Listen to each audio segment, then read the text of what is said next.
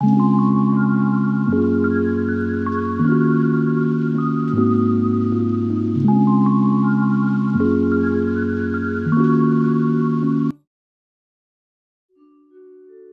देश के कोने कोने में बिखरी पड़ी हैं कहानियाँ, कुछ पत्थरों में गड़ी हुई तो कुछ पीछे छुपी हुई निशानियाँ।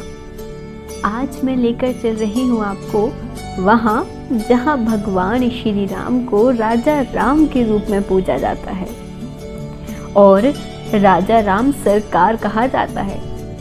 वहाँ जहाँ राष्ट्रपति को भी सलामी नहीं दी जाती, वहाँ जहाँ कोई भी सीएम या पीएम लाल बत्ती में आ नहीं सकता।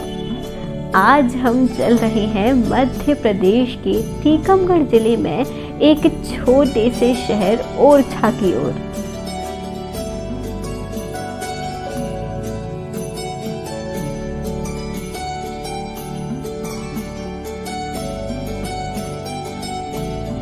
मध्य प्रदेश के बुंदेलखंड इलाके में स्थित ओरछा की कहानी बहुत खास है। बेतवा नदी के किनारे बसे ओरछा का इतिहास सन 1501 से शुरू हुआ, जब रुद्र प्रताप सिंह बुंदेला ने एक नए राजवंश की नींव रखी। उसके बाद ओरछा में बुंदेला राजवंश 1783 तक चलता रहा। ओरछा किलों की नगरी भी है और धर्म की नगरी भी। वैसे तो यहाँ कई महल हैं और सभी अपने आप में अनोखे हैं, लेकिन इन सब में सबसे ज्यादा शोहरत है 4 महलों की। राजा का महल, जहांगीर महल, परवीन महल और शीश महल, जो कि अब एमपी पर्यटन निगम की एक होटल है। वैसे तो ज्यादातर किले ऊंची जगहों या पहाड़ों पर होते हैं, पर ओरछा का ये किला शहर के आखिरी में ही है। ओरछा के गौरवशाली इतिहास का प्रतीक विशाल और भव्य ओरछा के किले में 4 चांद लगाता है ये जहांगीर महल। 17वीं सदी में वीर सिंह ने इस महल को तब बनवाया जब जहांगीर बतौर बादशाह ओरछा आने वाले थे, वो भी सिर्फ एक रात गुजारने के लिए, जिसके लिए इसे 1 नाइट पैलेस भी कहते हैं। लगभग 100 कमरों का जहांगीर महल भारतीय और मुगल वास्तुकला के मिलन का शानदार नमूना है। इसके प्रवेश द्वार पर पत्थर से बने हाथी हैं। इसके बीच में एक बड़ा चौकोर आंगन है।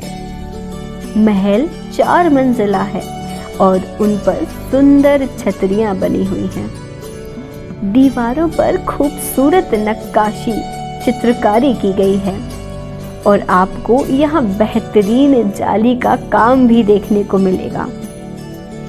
ये राजा का महल राजा रुद्र प्रताप ने 16वीं शताब्दी में शुरू कराया था और राजा मधुबन शाह ने इसे पूरा किया। ये बाहर से तो सादा दिखता है, लेकिन भीतर से इसकी आंतरिक वास्तुकला अद्भुत है।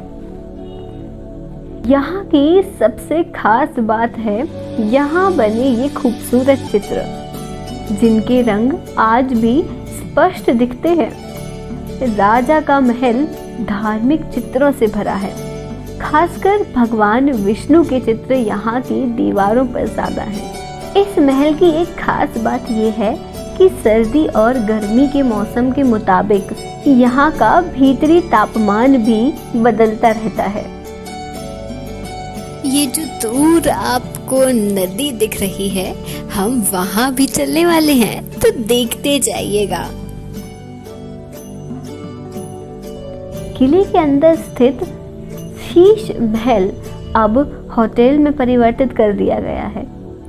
ओरछा के किले में और भी कई छोटे स्मारक हैं, जिनकी अपनी अपनी कहानियां हैं। इन सभी इमारतों को समाये इस विशाल किले की शान का अनुभव आपको मंत्रमुग्ध कर देगा। किला तो हमने घूम लिया, अब चलते हैं नदी किनारे मौसम का लुत्फ उठाने के लिए। प्रकृति ने ओरछा में अपने पांव पसारना चालू कर दिए हैं। ओरछा वैसे भी प्राकृतिक सौंदर्य का शहर है, जिसमें नदी, जंगल, पहाड़ और कई वन्य जीव हैं। वर्तमान में ओरछा की सुंदरता देखते ही बनती है। ओरछा में इतनी शांति पाकर वन्य जीव आराम से गुजर बसर कर रहे हैं। किला परिसर में आज के युग में बहुत ही कम देखे जाने वाले मोरों का नृत्य भी देखा जा सकता है। हालांकि हमें ऐसा देखने को नहीं मिला, पर कुछ लोगों ने बताया। ये प्राकृतिक सफाई और सुंदरता का प्रतीक है। हालांकि विश्व प्रसिद्ध पर्यटन नगरी में लॉकडाउन का अच्छा असर हुआ है, जिससे प्रकृति ने ओरछा को अपने आगोश में ले लिया।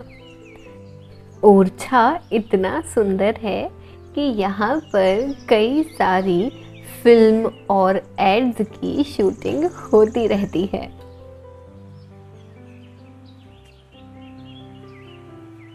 वेतवा का पानी बेहद साफ हो गया है, जिसकी कल कल करती ध्वनि दूर से ही सुनाई दे रही है। पहली बार ओरछा में एक अलग ही शांति का अनुभव हो रहा है।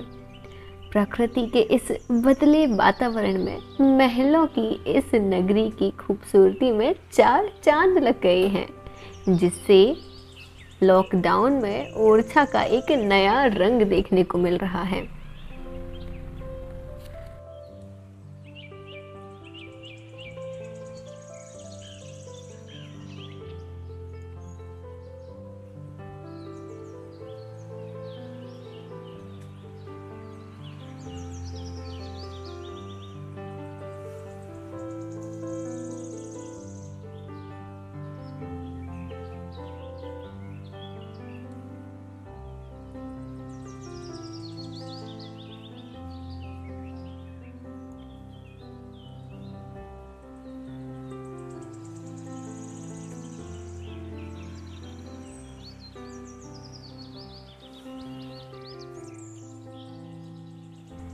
यहाँ की खूबसूरती और शांति में हम इतना खो गए कि हमें पता ही नहीं चला और शाम हो गई। फिर हम निकल पड़े मंदिर की ओर। मंदिर के दर्शन मैं आपको कराऊंगी अगले वीडियो में। तब तक के लिए अलविदा।